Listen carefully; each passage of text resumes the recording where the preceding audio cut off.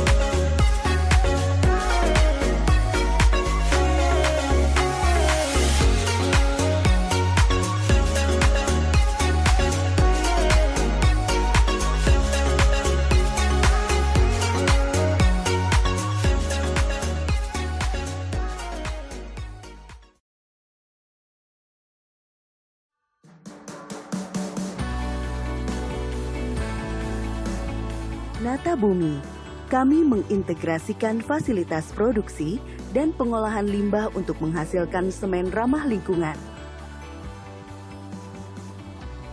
TrueCrete, beton berkekuatan tinggi yang mampu mengalirkan air ke tanah, membantu proses penyerapan genangan. Speedcrete, untuk mencegah kemacetan yang disebabkan oleh perbaikan jalan, beton yang kuat siap digunakan dalam waktu 4 jam. Sobat Bangun, platform digital satu atap untuk mewujudkan rumah impian Anda. Akses Toko, ekosistem digital untuk pelanggan kami, distributor dan toko. Dynahome, solusi untuk membangun rumah dengan cepat dan terjangkau, masif, cepat, terjangkau.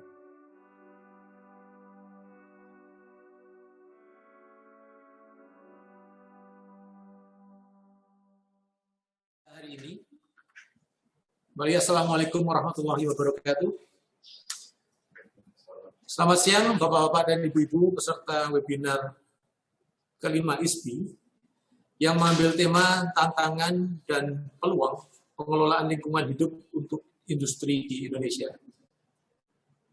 Tema ini kami angkat mengingat bahwa hampir semua industri, termasuk juga industri semen, di samping menghasilkan produk yang bermanfaat bagi umat manusia, juga menghasilkan limbah yang mencemari lingkungan hidup, baik itu udara, air, maupun tanah. Pemerintah selaku regulator melalui Kementerian Lingkungan Hidup telah mengeluarkan berbagai regulasi terkait dengan lingkungan hidup yang menjadi pedoman bagi pelaku industri dalam mengoperasikan industrinya agar meminimalkan penyebaran terhadap lingkungan hidup dengan mentaati regulasi yang sudah ditetapkan. Regulasi ini menjadi suatu hambatan dan tantangan bagi industri karena pada awalnya tentu akan menambah biaya dan investasi.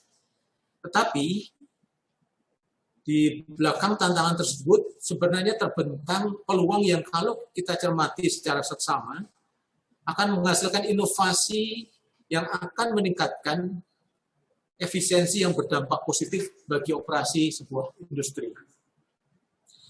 Untuk itu kami mengajak Bapak Ibu peserta webinar 5SP ini untuk mencermati materi-materi yang akan disampaikan oleh beberapa presenter hari ini. Webinar 5 ini diselenggarakan atas dukungan dari pertama, Asosiasi Semen Indonesia, kedua, Kementerian Lingkungan Hidup dan Kehutanan, ketiga, PT Indosemen Tunggal Prahasa, dan yang keempat, PT Semen Indonesia Group. Kami mengucapkan banyak terima kasih atas dukungan dari 4 pihak dalam webinar kelima ISPI ini. Webinar kelima ini akan menampilkan 4 presenter, yaitu yang pertama, Bapak Insinyur Widodo Santoso MBA, selaku Ketua ASI. Selamat siang Pak Widodo. Yang kedua, Bapak Dr. Andes Buruh Rusdianto, selaku anggota Komtek 13-07, Lingkungan dan Manajemen Lingkungan. Selamat siang Pak Guru.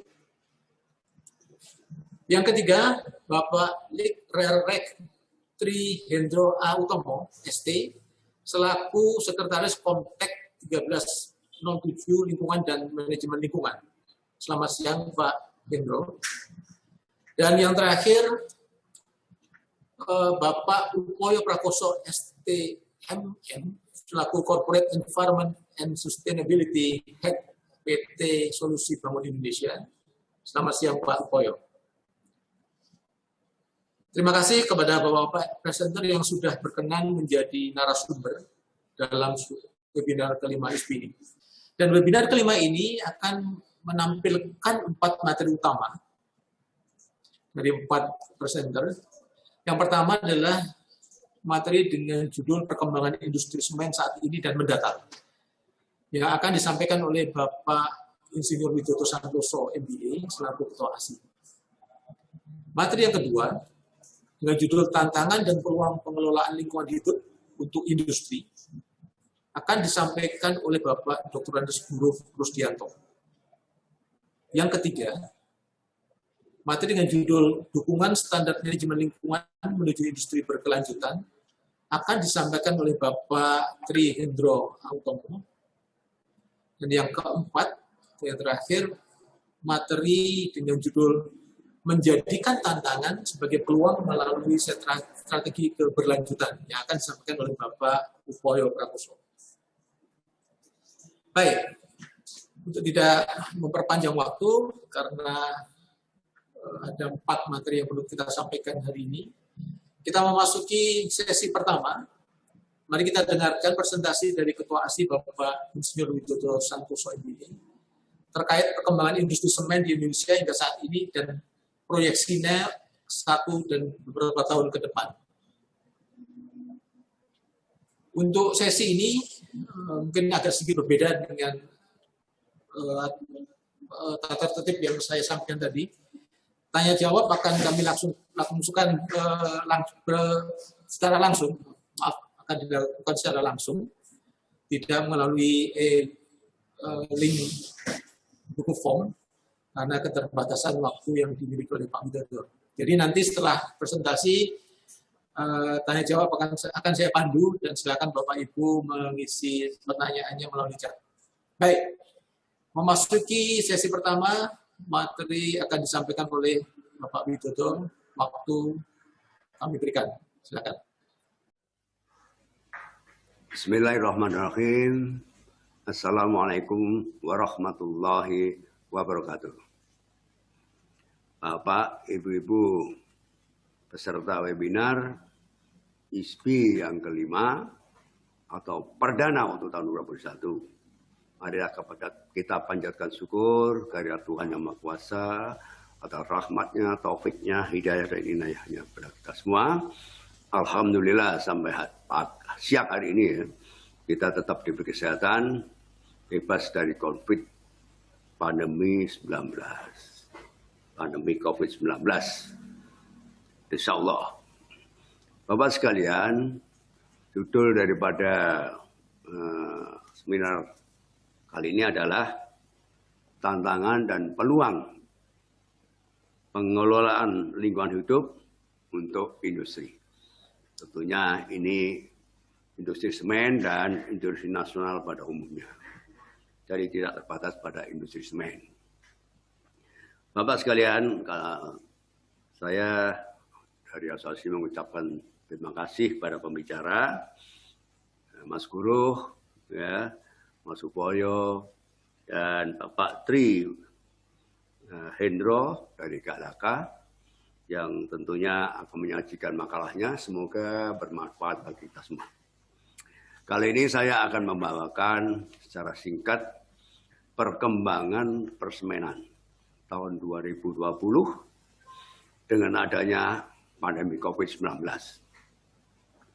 Bapak sekalian, jadi memang kita tidak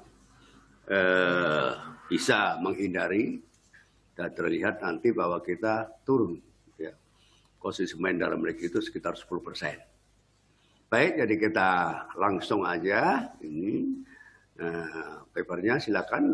Paper pertama ini masalah letak dan lokasi. Ini saya kira Bapak semua sudah mengetahui di mana kalau di Sumatera tidak berubah, tetap tiga pabrik. Ada semen Aceh, semen Padang, dan semen Batu Raja. Sedang di Jawa itu sebelumnya ada 6, ya. 6 dari SG, ada Joysin, ada Merah Putih, ada Tiga Roda, ISB, ada semen Gresik, dan semen Tegal Tengah, semen Bima. Ini ada 2 lagi tambahan. Jadi di Jawa Tengah ada semen Gerobokan dan di Jawa Timur ada semen Singa Merah, itu lambangnya Hongxi. Nah, nanti kita lihat daftarnya, silakan lanjut aja. Nah, ini kira-kira. Jadi ada tambahan 2 pemain baru, ya. Jadi ada Hongxi semen yang paling bawah ya itu kapasitas 3 juta itu. Kemudian ada semen Gerobokan, kapasitas juga sekitar 2,5-3 juta, sehingga total kapasitas tahun 2020 itu sekitar 116 juta ton, lumayan.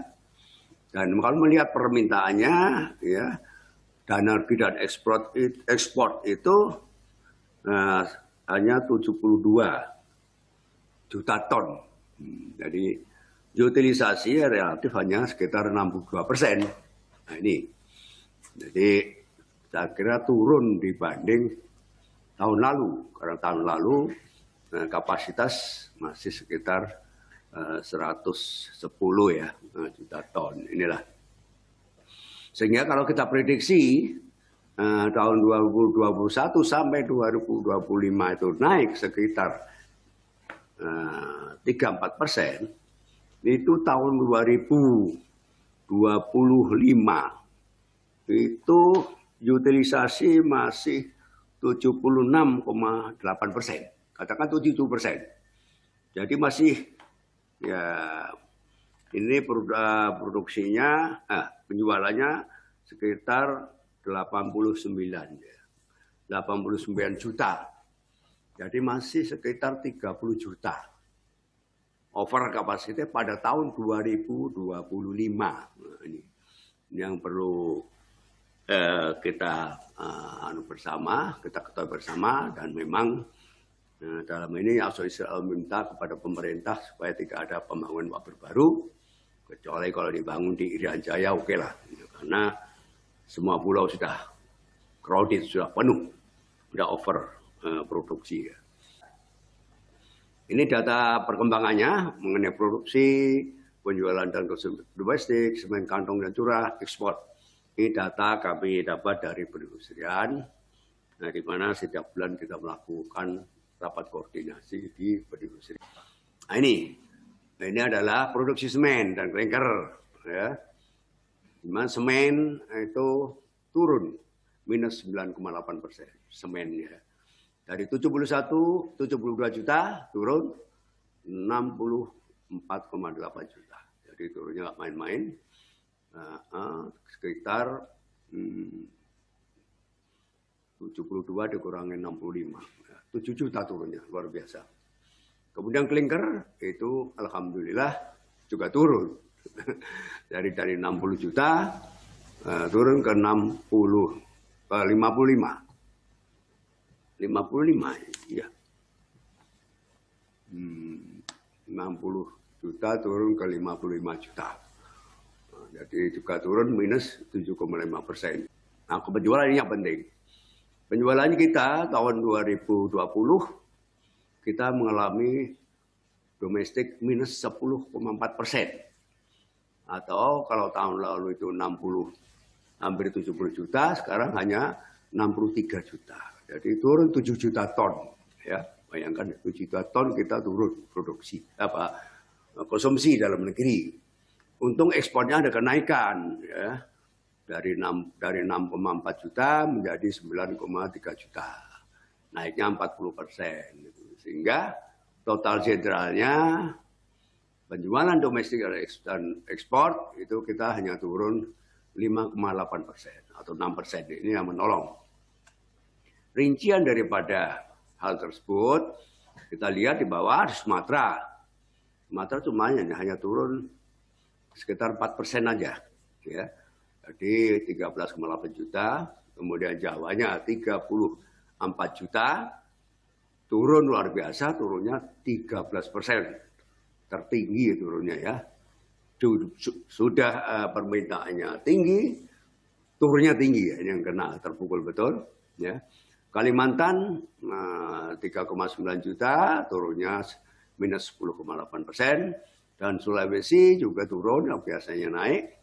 Ini 5,37 juta, turun 11,8%. Terakhir Bali dan Nusa Tenggara 3,5 juta atau turun 13,7%. Dan alhamdulillah Maluku Papua itu 2 juta. Ini persis juga ya.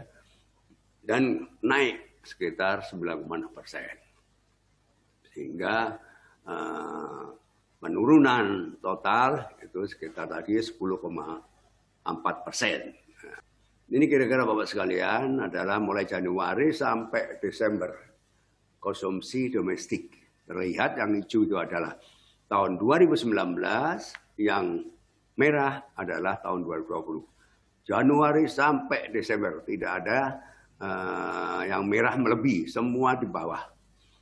Di bawah hijau. Nah, ini menunjukkan bahwa hanya Juni ya. Juninya lebih tinggi hijau karena Juni itu hari raya ya. Tahun 2019 hari raya, sekarang tidak hari raya ya pas. Bapak sekalian, ini adalah hasil daripada rangkuman permintaan semen curah ya, yang mengindikasikan bahwa penurunan terbesar itu di infrastruktur. Jadi dilihat Bapak ini bahwa tahun 2016 infrastruktur itu ada kenaikan 3%. Nah, tahun 2017 ada naik. Tahun 2018 naik juga. Tahun 2019 nah ini naik 1% ya. Nah, yang luar biasa 2018 itu naik 12%. Memang pembangunan infrastruktur tahun 2018 luar biasa. 2019 sudah 4 yang jadi, hanya 1% naik. Dan 2020 konyol ya, minus 22% dibanding tahun lalu. Ya, ini karena memang kena COVID, jadi anggaran infrastruktur juga ada dipotong ya, karena untuk penggunaan dana COVID ya, memang demikian, sehingga infrastrukturnya turun cukup besar. Sedang yang merah itu adalah back, itu adalah properti dan lainnya juga turun, sehingga totalnya itu ya itu minus 10%. Ya. Nah ini adalah ekspor. Inilah andalan kita tahun 2020, di mana semen dan ekspornya itu cukup jalan baik.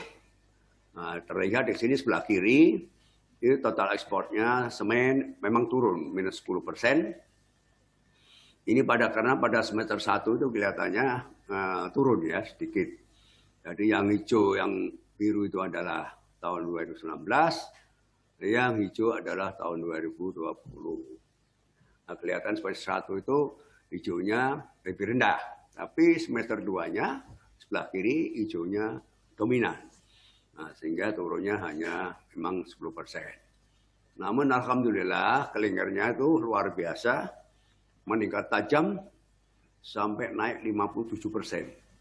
Jadi mulai Januari, Februari, Maret terus luar biasa. Bulan Juli itu sampai 1 juta ekspor klinker, luar biasa. Bulan Agustus juga di atas 1 juta. September 1 juta persis itu. Ini yang mengakibatkan kenaikan daripada ekspor klinker itu mencapai 57%, yang menolong total consumption ekspor dan dalam negeri hanya 6%, minus. Ya, ini. Kemudian daerah mana yang terbesar? Saya kira yang kuning itulah terbesar, Cina, sekitar 40%, Bangladesh, sekitar 30%, kemudian disusul oleh Australia dan seterusnya. Itu kira-kira tujuan dari ekspor. Semoga diharapkan tahun 2021 insya Allah akan meningkat minimal 10%. Bapak sekalian, untuk ini adalah sekedar ilustrasi aja bahwa peningkatan growth untuk manufacture industry, ini kelihatan terkena juga, ya. Ini terlihat di situ tahun 2020 itu turun ya, manufacture itu belah kanan paling kanan dulu, nah, itu ada ya, itu manufacture itu turun 2,86% ya, manufacture total.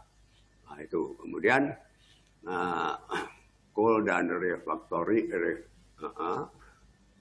kemudian non of manufacture itu kita turun 2,83 ya, 2,83%. Nah, kita ikut di situ. Jadi kalau kita masuk mungkin masuk di masuk di metal, non metal mineral. Nah, ini memang kita turun 7,83%. Nah itulah, itu memang turun semua. Bahwa tadi semua produksi yang terkait dengan di luar metal dan mineral itu turun cukup besar, termasuk semen itu 7,8%. Nah, kemudian kenapa saya bisa menyampaikan bahwa tadi kenaikan sekitar 6-7%, ini karena pertumbuhan ekonomi Indonesia itu sudah diramal, dihitung oleh organisasi yang kompeten, dari Bank Indonesia, dari pemerintah, dari IMF 6%, ya, dari Asian Development Bank 5%, ya. Sehingga kira-kira itu ya mendekati 5% lah, antara 4,5 sampai 5% itu kenaikan pertumbuhan ekonomi. Nah, kemudian alhamdulillah ini target prioritas pembangunan infrastruktur Kementerian PUPR tahun 2021 juga meningkat tajam, luar biasa. bidang sumber daya air itu 58,5 triliun, luar biasa. Kemudian bidang bina marga ini yang menyangkut masalah jalan, jembatan dan lain-lainnya itu 53,9 triliun atau hampir 54 triliun. Dari dua ini aja sudah 110 triliun itu untuk yang yang dominan semen pemakainya. Kemudian bidang cipta karya itu juga lumayan 26 triliun. Dan bidang perumahan yang butuh semen juga itu sekitar 8 triliun. Nah, inilah kira-kira yang totalnya ini kira-kira 145-146 triliun. Ini sangat banyak dibutuhkan semen. Notabene tahun lalu itu hanya sekitar 75 sampai 80 triliun aja. Jadi naiknya sekitar 80%, 75 sampai 80%. Inilah kita sangat bersyukur sehingga kira-kira industri semen kenaikannya nanti cukup bagus ya dibanding tahun lalu, tahun 2020 tentunya. Ini kira-kira. Jadi konsumsi semen dalam negeri maupun ekspor tahun 2021 diprediksi akan meningkat dibanding tahun 2020. Walaupun bisa melampaui capaian tahun 2019. Karena untuk mencapai sama dengan 2019 harus naik 10%. Karena kita tahun ini minus 10,4%. Peningkatan permintaan semen tersebut berdasarkan beberapa hal yang saya sampaikan. Pertama, pertumbuhan ekonomi tadi sekitar 5%. Anggaran infrastruktur diharapkan akan meningkat dari pemerintah. Kemudian khusus untuk anggaran Kementerian PUPR naik tajam sekitar 146 triliun dan sebagian tender sudah dilakukan pada akhir tahun 2020. Nah, jadi diharapkan Februari sudah mulai jalan proyek-proyeknya. Nah, itu sekitar 30% ya, sisanya mungkin April Mei sudah selesai juga tendernya. Nah, ini kemudian tahun 2020 itu realisasi anggaran PUPR hanya 75 triliun atau 80 triliun ya. Jadi memang cukup tajam kenaikannya. Kemudian pada awal tahun ini pemerintah sudah mulai melakukan vaksinasi kepada tenaga kesehatan atau masyarakat terkait. Diharapkan pada semester 2 masalah COVID-19 sudah mulai berkurang sehingga kegiatan perekonomian diharapkan sudah pulih kembali. Insya Allah kita semua berdoa. Kemudian kegiatan ekspor semen ditargetkan akan meningkat minimal 10%. Sudah kami hubungi teman-teman dari anggota, kira-kira satu total itu kira-kira targetnya 10 sampai 11 juta ton. Tahun lalu 9,3, jadi kira-kira naiknya sekitar 10% ya. Dari pertimbangan beberapa hal di atas, maka diperkirakan konsumsi semen akan meningkat 6 sampai 7%. Ini kira-kira evaluasi saya dan teman-teman anggota asosiasi. Ini sekedar saya sampaikan mengenai semen ramah lingkungan. Ini penting karena itu menyangkut hajat hidup orang banyak. Nah, tentunya ini kaitannya kenapa saya selalu menyampaikan semen ramah lingkungan, karena kita menyangkut masalah emisi gas rumah kaca. Jadi kita pabrik semen mendapat tugas dari pemerintah gimana caranya supaya emisi gas rumah kaca atau polusi CO2 yang keluar dari cerobong itu menurun gitu loh. Nah, ini alhamdulillah Bapak lihat di garis hijau itu mulai tahun 2010, 11, 12 turun terus ya. Dan alhamdulillah 2019 itu sudah 646 gitu ya. 646 per ton semen. Nah, ini ya. Nah, jadi sebelumnya sampai 700 lebih ya, 750. 120 ya. Ini sehingga prosentase penurunannya cukup bagus, sekitar 10%. Dan total penurunan CO2 itu sekitar 5,8 juta ton yang kita reduce yang keluar dari cerobong. Nggak main-main ya. 5,8 juta ton untuk setahun. Jadi rata-rata kalau dibagi 12 per bulannya ya sekitar berapa? Sekitar 600.000 ton ya sekitar 600.000 ton efisiensi pengurangan gas rumah kaca yang keluar di Serpong selama sebulan. Nah, ini adalah ilustrasi aja bahwa kita mendapat dukungan dari PUPR, ya. Jadi ini saya bacakan, lihat dalam pelaksanaan pekerjaan konstruksi di lingkungan Kementerian PUPR, penggunaan bahan material konstruksi harus mengacu pada regulasi dan ketentuan yang telah ditetapkan. Nah, regulasinya gimana? Itu salah satunya adalah Instruksi Menteri PUPR nomor 04/2020 tentang penggunaan semen non-ordinary Portland semen atau dalam hal ini ya PPC, PCC, semen pada pekerjaan konstruksi di Kementerian PUPR. Inilah instruksinya. Sebaiknya semua konstruksi yang berlangsung di Indonesia itu menggunakan semen ramah lingkungan, sehingga target pemerintah untuk penurunan gas rumah kaca tahun 2030 menurun 29% bisa tercapai. Ini adalah daftar SNI semen ramah lingkungan. Jadi 1 semen PCC, nomornya adalah SNI 7064 tahun 2014. SNI PPC sudah ada. Semen Portland Pozolan ada juga SNI-nya. Semen Portland Slag ada 8363 2017. Semen hidrolik ini yang baru, SNI sudah keluar, ya. Nomornya 891 22020. Nah, kemudian semen masonry ini untuk semen rumah murah, ya. Ini bisa dipakai. Nah, kemudian semen Portland putih untuk ajian dan lain-lain. Jadi SNI semen dengan nomor SNI yang tercantum pada 1 sampai 6 adalah merupakan SNI wajib. Jadi itu produksi semen harus mempunyai SNI baru bisa menjual. Nah, jadi 1/6 itu wajib SNI. Produk semen dengan non SNI yang tercantum dengan nomor SNI yang tercantum 1, 2, 3 dan 4 ini haruslah ya.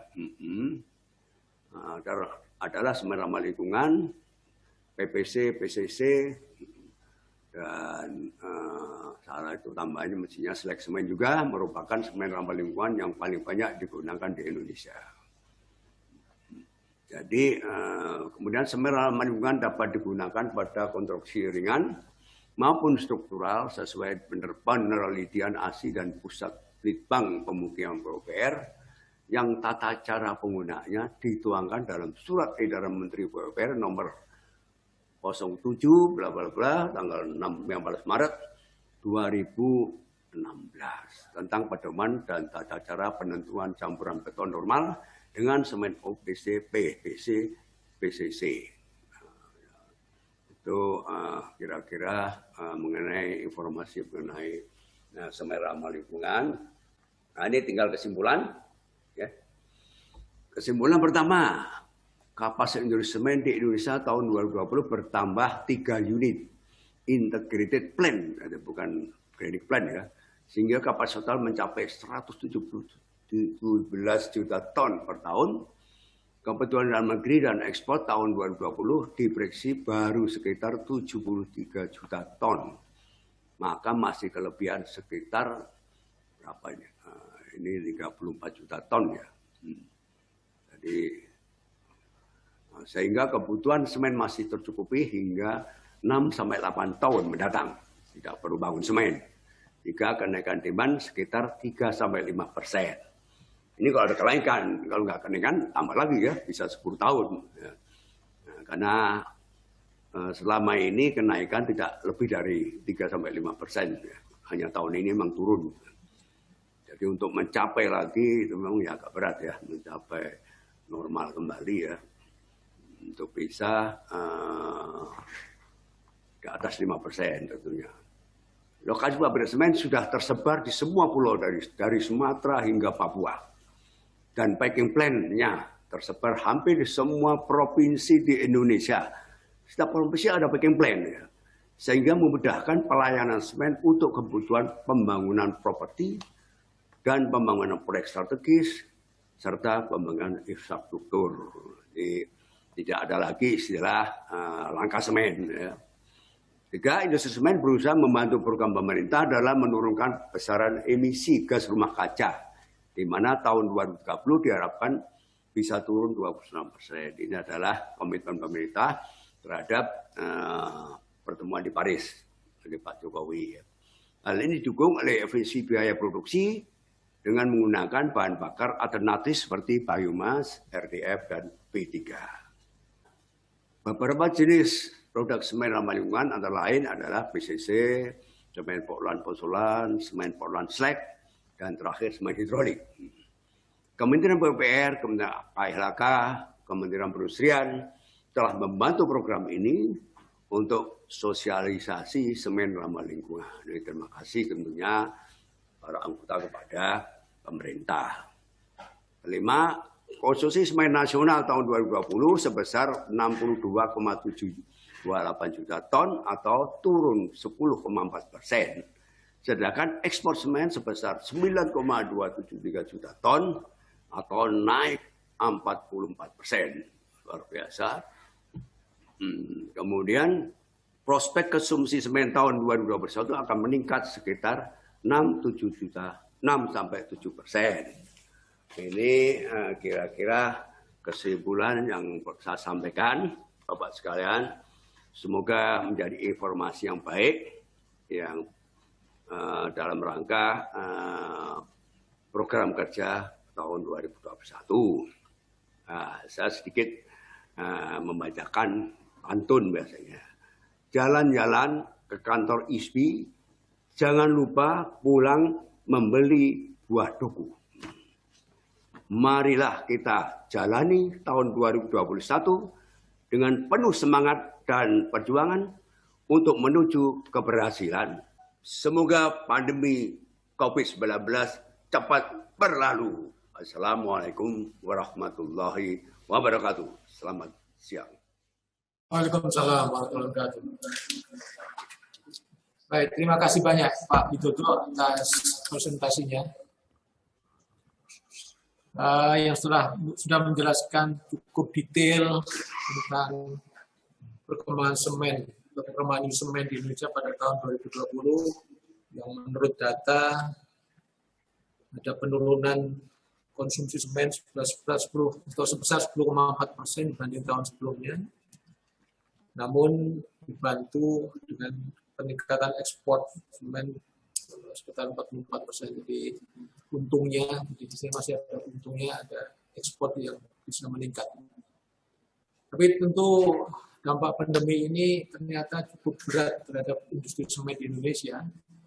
Dan kita berharap betul bahwa tahun 2021 ini pandemi bisa berlalu sehingga prediksi yang disampaikan Pak Widodo tadi tentang peningkatan konsumsi semen di tahun 2021 sebesar 6-7% bisa dilaksanakan. Baik Pak Widodo, kami akan membuka sesi tanya jawab dan ini akan kami langsungkan secara direct langsung, tidak melalui link Google Form. Dan untuk itu kami akan menyampaikan atau Bapak-Bapak boleh menyampaikan pertanyaan melalui chat. Jadi silakan Bapak-Bapak, Ibu-Ibu yang mau bertanya memberikan pertanyaannya melalui chat di Zoom ini. Kita punya waktu 10 menit untuk sesi tanya jawab ini, dan untuk yang pertama kami buka 3 pertanyaan, dan silakan Bapak Ibu menuliskannya lewat chat, boleh langsung ke saya atau ke everyone, silakan. 3 pertanyaan kami buka mulai saat ini. Silakan Bapak Ibu yang ingin bertanya terkait dengan materi yang disampaikan oleh Pak Widodo tadi.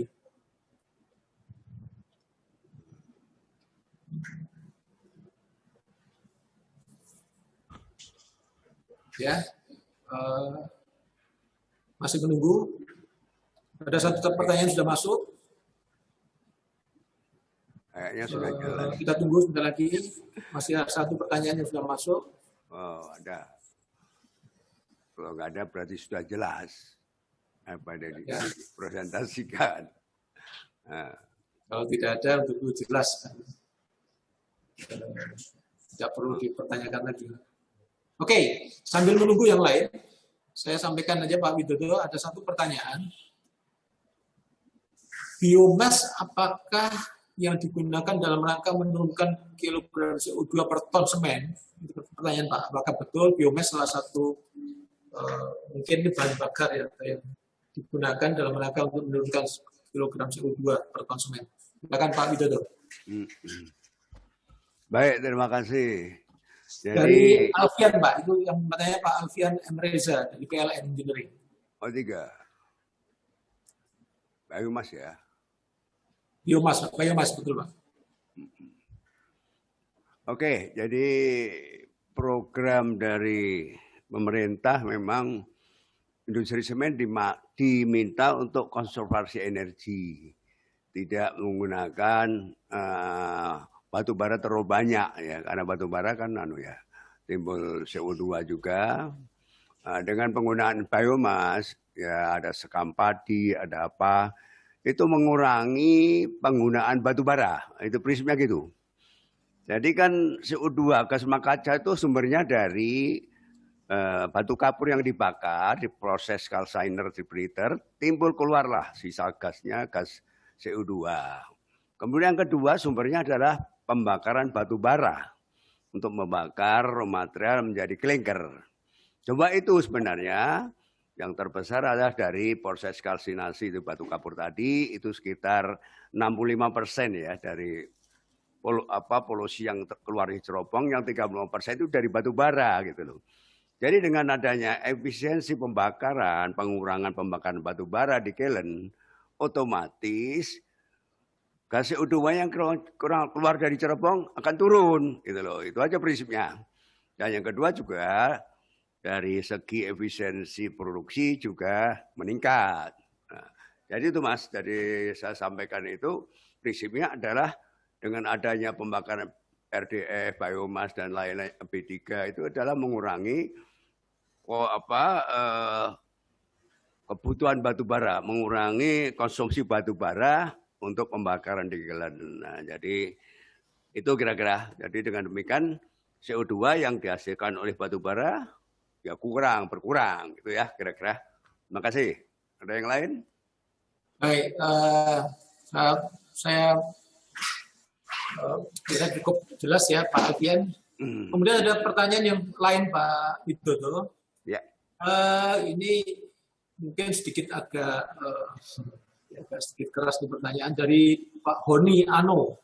Pertanyaannya adalah isu over capacity selalu menjadi isu ISBI. Tapi kenapa Cina nggak pernah berhenti bangun semen di Indonesia? Artinya ada keuntungan di balik itu. Ini sedikit agak marah barangkali Pak Widodo. Silakan Pak Widodo, pertanyaannya ini dijawab. Iya, ini adalah isu semua orang ya. Kenapa sudah oversupply dari investasi Cina itu kok masih bangun terus ya. Dan ini bukan terjadi juga operasi di Jember ini. Semen Singa Merah gitu ya. Nah, inilah dilema gitu loh. Jadi sebenarnya asosiasi sudah sejak tahun 17 itu sudah minta pemerintah supaya tidak ada lagi pembangunan gitu loh. Nah, ini yang terus kita berjuang anggota asosiasi dan akhirnya alhamdulillah tahun 2020 itulah baru ada komitmen yang itu juga instruksi dari atas dari Pak Jokowi. Nah, tolong diperhatikanlah gitu ya. Dan akhirnya diambil jalan tengah. Oke, jadi boleh bangun tapi di Indonesia Timur, artinya di Irian Jaya.